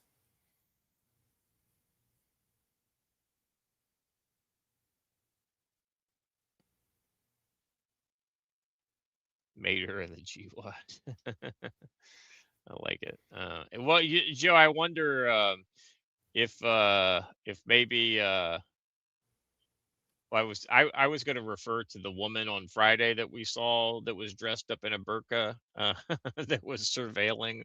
Oh man, if you have not read the indictment, you need to, because it proves that I am 100% right on that case. Yeah, she's been doing it for months apparently. And she kept not being able to actually do it, so they did it all for her. They took her to Home Depot to make that video. Yeah, when I saw some of the stuff that came out over the weekend, I was like, "Ooh, boy, this is not going to be good for the FBI." It's like they got the right target. They're doing it all wrong. It's like, and then did you hear over the weekend there was another family that said that basically stopped their son, their mentally disabled son, from being basically groomed by the FBI? Yeah. It's crazy. That lady was something else. So we actually get into her history and everything else. Wow. I didn't hear much about that. What else is there with her? It turns out that the FBI actually wrote her pledge to ISIS because she didn't know how, didn't have the right thoughts, didn't know what to say. And she just has a long history of mental illness and joining wild and wacky things that people suggest to her. In other words, she was a perfect person for what they wanted. Yeah. Yeah, I mean, like I want to see ISIS terrorists get thrown in jail as bad as anybody. That being said, you got to do it the right way. Yeah. You can't dupe people into doing it. They actually need to, because the problem is, Joe, if somebody is unloved for 10 years and all of a sudden some people love bomb them, this is how they get. I mean, this is how all these trans people got created, right? This is how the Nashville Christmas Day bombing occurred. So yeah. I mean, you could. Now, I'm not saying that ISIS and other kind of groups like this don't take advantage of people the exact same way. Just because bad guys can do it doesn't mean the good guys should be able to do it as well. Right. All right. Let's move on here. I think we're done with Yemen and Iran war. Let's move on to suicidal empathy. Now that we're kind of in the Islamic problem portion of the show, I thought this was an interesting story and a good one to kind of kick us off on. German nurse on security in the ER, on how security in the ER has changed due to mass immigration. This is a quote. If 2 Arab boys need to be taken care of, I'm not sending 2 girls in. As soon as a certain surnames come in, we bring in the police. She speaks of the problem with clan members. It usually doesn't take long for 20 to 30 or 40 family members show up in front of the hospital. They have special telegram groups where they alert each other. They want to make their presence felt in a way that's often aggressive. We're here, we're stand by our people, and you can't expect trouble if anything happens to them. Or you can expect trouble if anything happens to them. In these circles, it's common for mothers and women to scream loudly and high drama. The high noise level is a stress factor for the staff and also for the patients. Shocking, they bring their culture to these European countries, and they don't. When we don't force them to assimilate, they don't.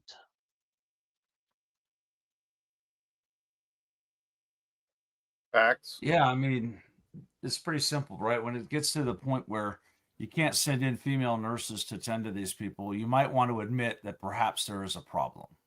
Yeah. Yeah, and the problem is not your female nurses. The problem are the people that they're having to work on. Yeah. Yeah. Well, so if you go down into the comments, there's a cartoon that's worth. Yep, there it is, right there. The first one is, "Mother, I want to die and become a martyr. Inshallah, my son." The soldier down below says, "Your son died. Why did you kill him?" Yeah. I mean, this is exactly how it is in reality.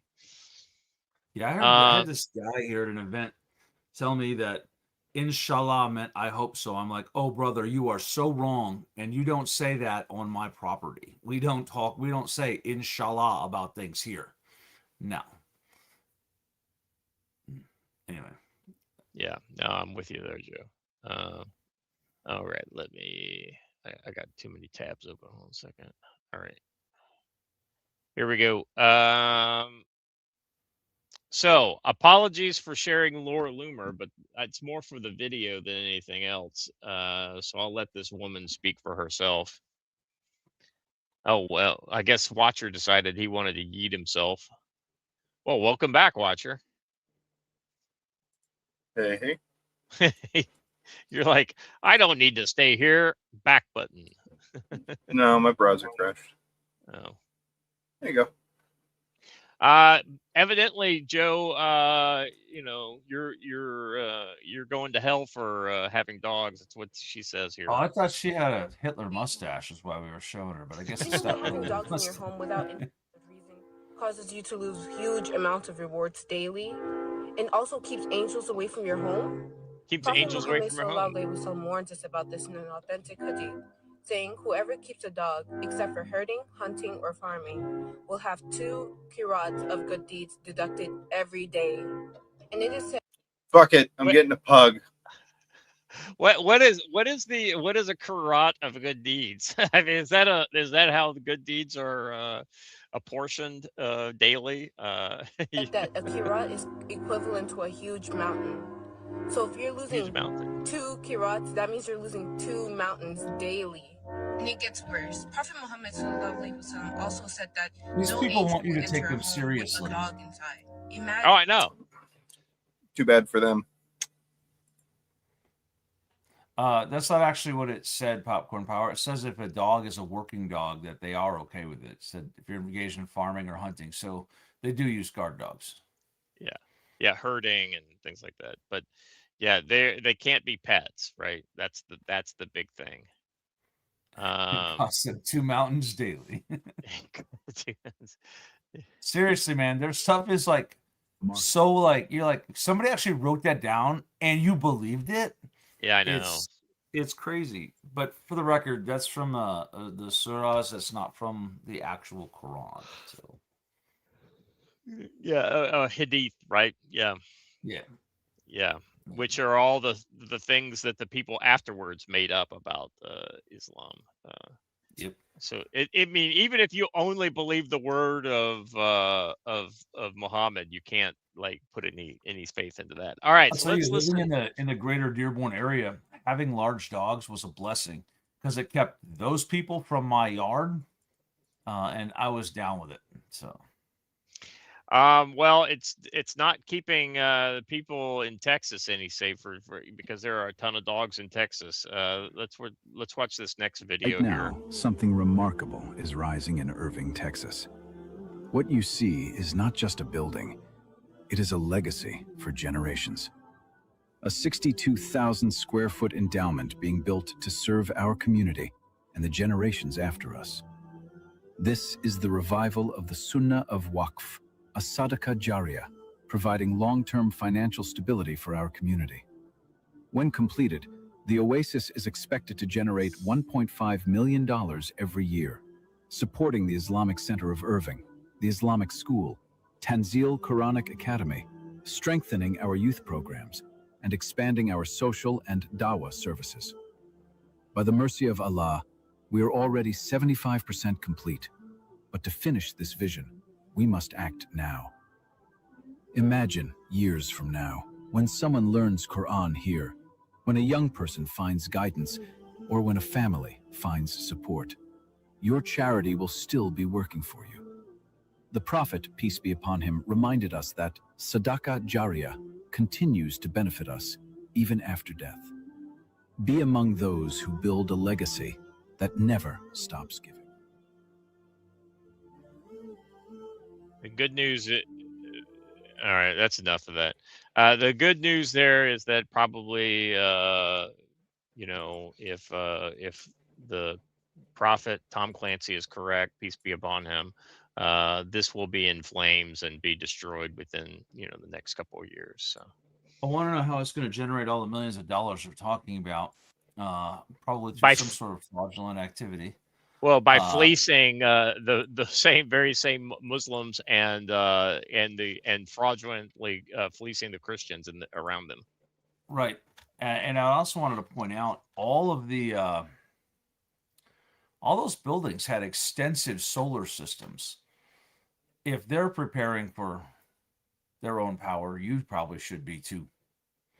Yeah. So, like the irony is that, we're not the hippy dippy solar lovers here, for alternative energy type. If you can make power locally, you should make power locally. And so what that means is you should probably have a generator. You should probably also have solar. You should be as self-sufficient as you are able to afford. How are they fleecing Christians? Have you not heard about the Somali, Daycare frauds. daycare frauds? I mean, they're basically taking it from the federal government. If I remember correctly, America is what, a 80% Christian nation. So, Yeah. well, I don't know how Christian that is 80% are, but nominally Christian, right? So this center is 75%. It's a 62,000 square foot mixed use complex, retail downstairs, apartments upstairs, locked in a permanent Sharia Waqf. Once finished, it will generate, it's the same thing. This is not a building, it's a permanent Islamic endowment. The main mosque is already held by the Muslim Brotherhood's U.S. real estate arm, NAIT. The Oasis is next, locked in piece, cost is $16 million. Part of the remaining money expected from the Islamic Development Bank. Shareholders include Saudi Arabia, Iran, and Qatar. Their newest video urging you to fulfill your pledges They are building mosque, schools, housing, retail, endowments across Texas and the country at the same time, deliberately overwhelming the system. They know the government cannot investigate and stop every project at once. The Brotherhood is laughing. These videos are not just fundraising, they are pointing the middle finger to local communities and to the Texas and US governments. But it doesn't Here's help the that the worst part. Texas If I tried and to rent US an government are apartment allowing there, them. if I tried to rent an apartment there, they would tell me I could not, as I was not a member of the Ummah. However, if they wanted to rent an apartment here and I said no because you do not believe that Christ is king, I would be forced to rent them an apartment. I wonder Well, if it's because it's a kind of it's owned by a like a church, or there's some sort of like a private endowment or whatever. the Equal Opportunity and Housing Act prohibits that, but it still Yeah, happens. It happens with the Indians. It happens with the Muslims. yeah, yeah. I mean, the best way to if you find that in your local area, you've got to bring it to the attention of the authorities, and you've Mm-hmm. got to make a stink about it. I mean, here's the thing, like, yeah, I'm sorry. These things go Here, on because nobody protests them. Exactly right. If it's happening in your neck of the woods, then it's your duty to get out there and to speak up at this. Am I saying that you should take action in some sort of physical connect way? No, I'm not saying that. Don't break the law, but what you have to do is you have to make your opinions known. And then Well, once I'll say two things about that. James 4:17 says, if a man knows the good he ought to do and fails to do it, it is a sin for him. So you have to do something. That might mean going to your zoning board meeting or whatever. But I'll also point out that Paul told the Sanhedrin famously, "We obey God, not the laws of man." So make good decisions. Make good decisions. yes. So by the way, this is another post shared by Amy Meck on X. I suggest if you haven't followed her that you do so. She is literally a one woman activist campaign on X exposing specifically Texas, but I think she shares stories about Muslim activity like this all over the country. So give her a follow. She's doing the Lord's work. All right. And it's literally I could literally make an entire show around the stuff that she posts because it's absolutely wild. Um let's see here. This next guy, so this is a 1-2 punch, right? So this next guy kind of tells you what the plan is, right? And then we'll see that plan in action in the next post. So play this one first. We need Muslims to be in every aspect of life مش بس في التجارة وفي البزنس وبالبروفيشن بدنا مسلمز في البوليس وبدنا مسلمز بالفيدرال ايجنتس وبدنا مسلمز بالفاير ديبارتمنت وبدنا مسلمز بالبنتاغون وبدنا مسلمز بالوايت هاوس وبدنا مسلمز بالسنت وبالنيم ات because we believe if we can produce leaders that still can hold on some of these values we can change the world إن شاء الله تعالى. We need to shift وفينا نفيد غزة أكثر ما يفيدها أي واحد ثاني وفينا نفيد سوريا أكثر ما يفيدها أي واحد ثاني والسودان والصين والمسلمين تبعون الروهينجا. All right, so then he's just mumbling about other places that they've already taken over there at the end. We want Muslims in police, the Pentagon, the White House, the Senate, the Congress. We need Muslims in all leadership positions so we can change the world. Does this sound familiar? Now, the next one. Now, that's enough of that. I don't need to hear any of that. This is a police officer in a mosque taking his little 5 times a day prayer. I'll point out that their future soldiers are training over there in the corner.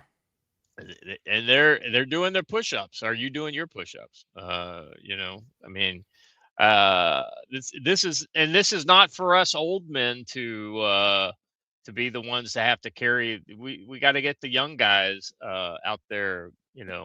So if you're youngins, if you've got a teenager in the house and they're not doing their push-ups and they're not maintaining some physical fitness, what's going to happen to them if this all happens, right? They have to be ready. All right.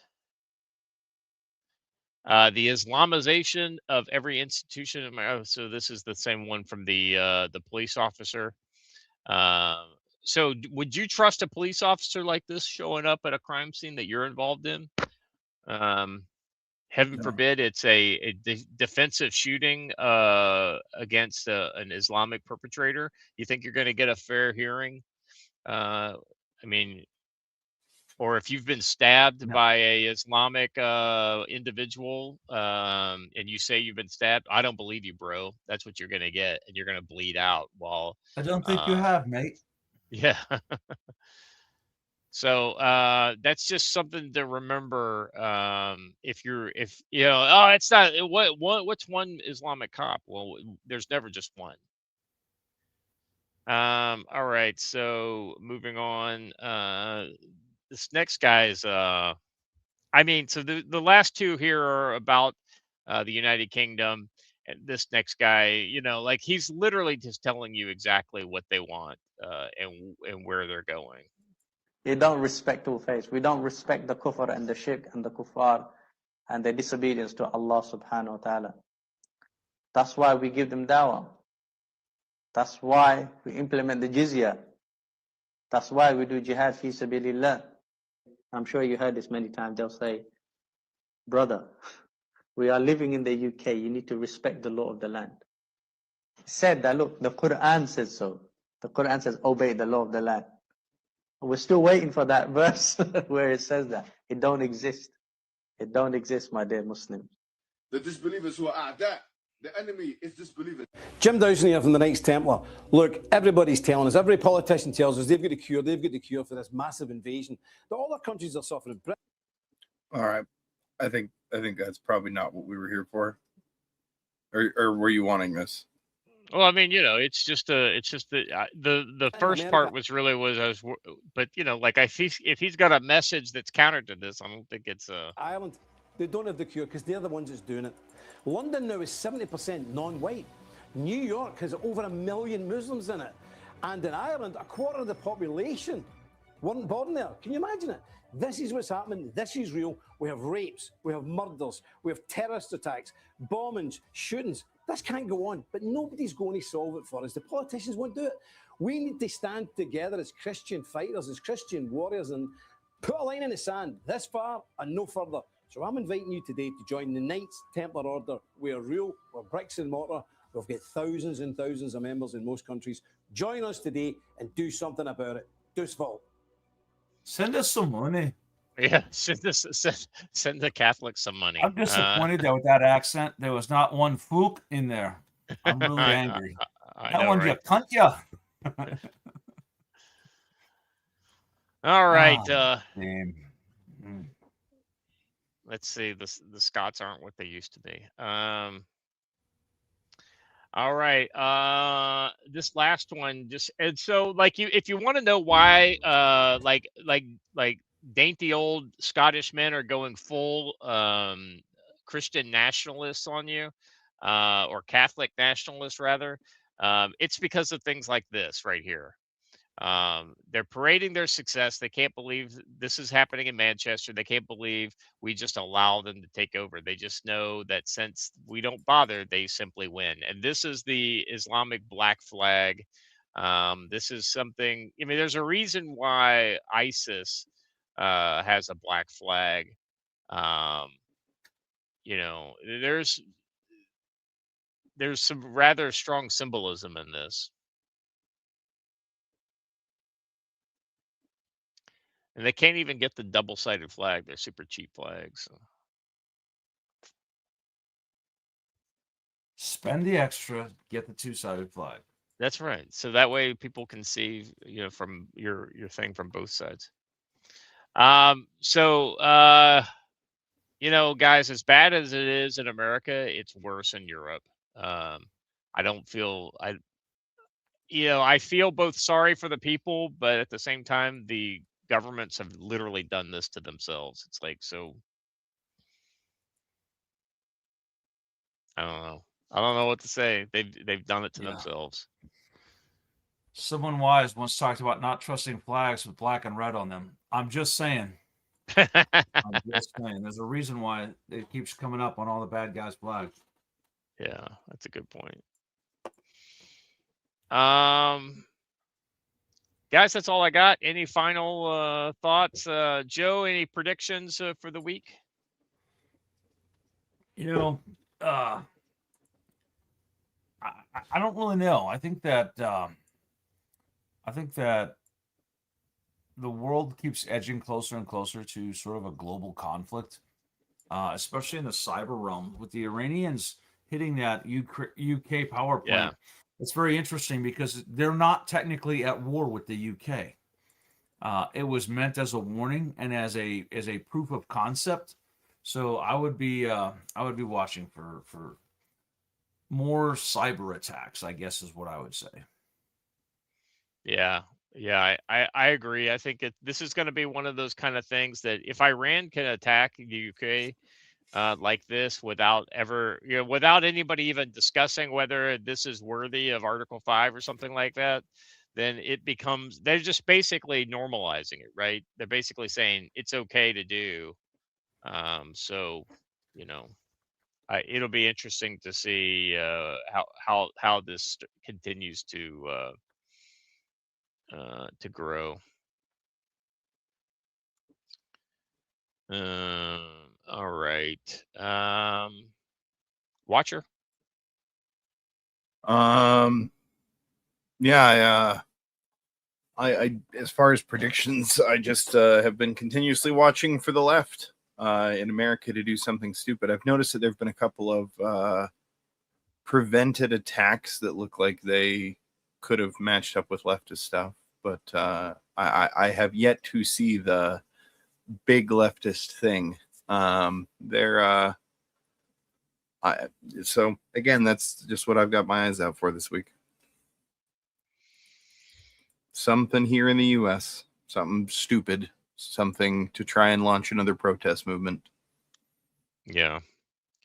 I'm seeing a shift in some of the things coming out of the Middle East, and I think ironically this is a kind of juxtaposition with traditional Islam and the authoritarian regimes in the Middle East that I feel are yoked with Islam, but yet at the same time would like to not have to be bound by it. Specifically, I'm getting at Saudi Arabia has removed the last remaining examples of anti-Semitic content from its school curriculum, according to a new study examining 136 textbooks. Major changes including removing description of Zionism as a racist European movement, dropping claims of Zionism were responsible for the 1969 Al-Aqsa mosque fire, and reducing materials promoting armed religious conflict. So, I mean, here's what I see, right? Saudi Arabia is moving towards normalization with Israel. Part of this, I think, is motivated by what's going on with Iran and Israel, and ultimately the realpolitik of the political position Saudi Arabia faces. There's a reason why UAE, Saudi Arabia, a lot of these Western-facing Arab nations are basically totalitarian regimes, and it's to control their own people because they know what's in the Quran and they know what their religion brings.